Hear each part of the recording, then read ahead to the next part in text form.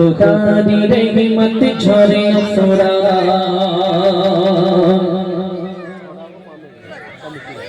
Ramzan yellow भाई मागे रमजान खुदारी रहमत झरे अफरा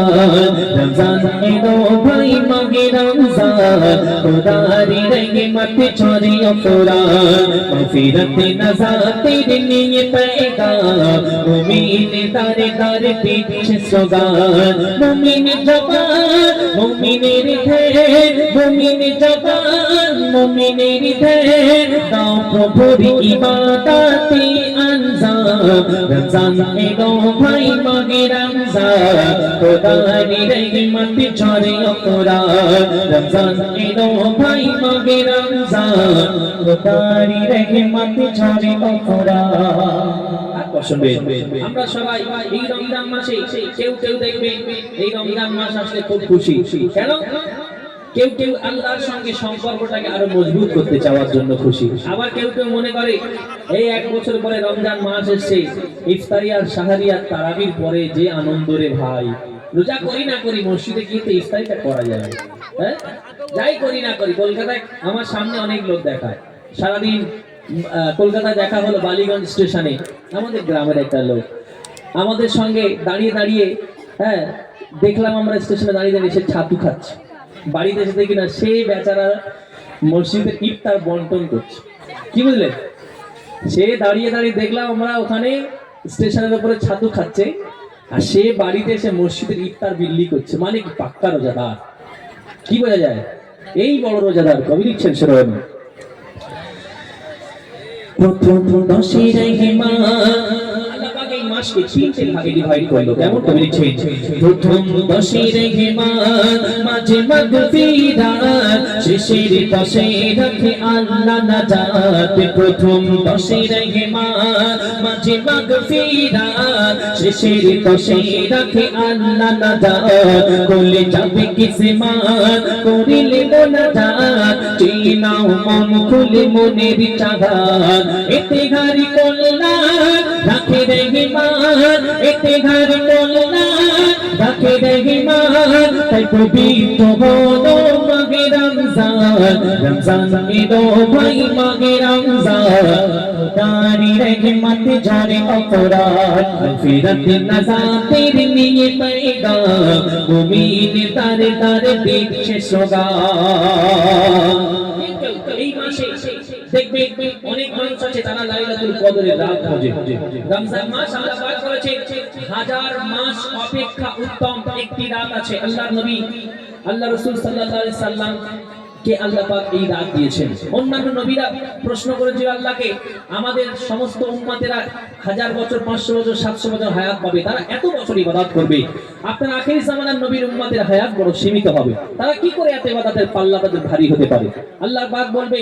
আমার আখেরি জামানার নবীর কাছে এমন কিছু রাত থাকবে যে রাত তোমরা কখনো সে রাত পাওনি তো তোমাদের 1000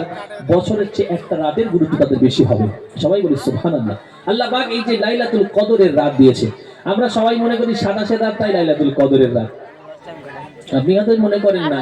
কিন্তু 80% মুসলমান এটা মনে করে হ্যাঁ 21 এর রাত 23 এর রাত 25 এর রাত 27 এর রাত 29 এর রাত এই পাঁচটা রাত এই পাঁচটা রাতে দেখবেন মসজিদে ভিড় হয় কোন রাতে 27 রাতে লোক মনে করে যত রহমত সব 27 রাতে কিন্তু এমনটা কোনো ঘোষণা নেই তবে ওলামায়ে কেরামদের মত যে 27 রজনীটা হতে পারে এর মানে এই নয় যে সমস্ত বারেই আল্লাহ পাক ওই কদরের রাত 27 রজনীতে রাখবে এমনটা কোথাও ব্যাপার নেই আল্লাহ পাক বেশিরভাগ এটা ইঙ্গিত দিয়েছেন ওলামায়ে কেরামদের 27 রজনীতে হতে পারে কিন্তু এই নয় যে 21 এর রাতে হবে না 23 এর আমরা দেখা গেল কদরের রাতে আমরা ঘুমিয়েই কাটিয়ে দিলাম জানি 27 রাতে ইবাদত করব কবুল হয়ে যাবে সব কিন্তু এমনটা হয় না তাই এই 5 রাতে ইবাদত আমাদের করা উচিত মুমিন ব্যক্তি কি করে কবি লিখছেন শুনুন কোথায় কত মুমিন বিভোর রাতে কে দেখে দেখ হয় যে কাতর কেউ করে ইতিকাফ করে রাতের সাদা পাওয়ার আশায় কদরের রাত করে আরাফি সাদা করে করে আনতিলাওয়াত দিতে থাকে সবাই সাথে গাজাদা কোথায় কত মুমিন বিভোর রাতে কেঁদে কেঁদে হয় যে কদর, ধরলে সবর পাবে কদর, খুলে যাবে তোমার ভাগ্যের দর। হয়ে গারে মুশকিল আসান চারিদিকে আমার, হয়ে গারে মুশকিল আসান চারিদিকে আমার, বাধা আছে ইবলিশ শয়তান। রমজান এলো ভাই মানে রমজান, খোদারি রহমত ঝরে অপরাধ। রমজান এলো ভাই মানে রমজান, খোদারি রহমত ঝরে অপরাধ। আল্লাহ পাক যাদেরকে মালিক নিসাব করেছে, মালিক নিসাব বুঝে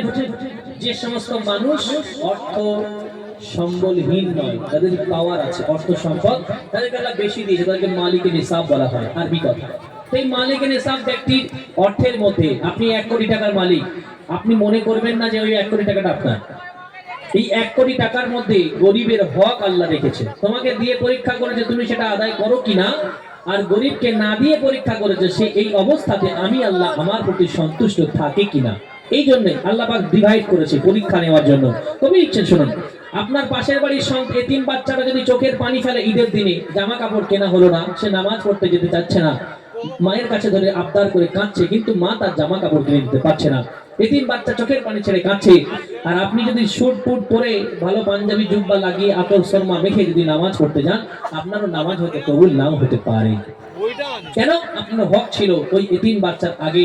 দেখাশোনা করাটা, যে তার ঈদে খোঁজ নেওয়া, যে তার জামা কাপড় হলো কিনা, তার অবস্থা কি, এটা আপনার দায়িত্ব ছিল। ওমারে ফারুকের মতো বাদশাহ যদি, ওমারে ফারুকের মতো